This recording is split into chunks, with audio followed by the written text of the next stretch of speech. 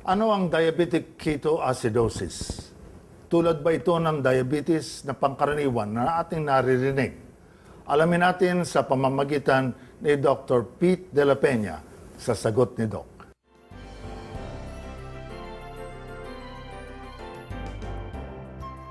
Kung i-define natin yung diabetic ketoacidosis, ito yung mataas din ho yung sugars. So matataas ang sugars, hindi nakokontrol, and eventually kumukuha kasi yung lakas ng katawan ng tao sa iba pang sources. So sa sobrang taas, nakakapag-form din ng ketones.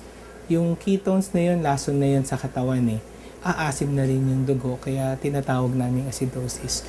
Ang diabetic ketoacidosis, lalo na pag type 1, ang number 1 cause niyan, yung hindi pag-inject na insulin. So sa type 2, doon papasok yung sinasabi nga nating lifestyle, yung katakawan. Kasi kung kain ng kain, mataas ang sugars, hindi nagagamot, napapagod din kasi yung lapay mag-produce ng insulin, so hindi nakokontrol ang sugars. Family history rin. Of course, meron na tayong tinatawag na diabesity, yung mga matataba. Minsan, nahihilo, natutuyot, nadidehydrate nga. Kasi ihi ng ihi. Pag mataas kasi yung sugars mo, ang tendency mo, naiihi ka kasi meron din osmotic diuresis. Tapos minsan, nawawalan sila sa sarili. 5 yung complications na ginagamit ko para at least matandaan nila. So, kasama din yung bulag, nandun yung putol ng paa, nandun yung heart attack, nandun yung stroke, nandun yung dialysis.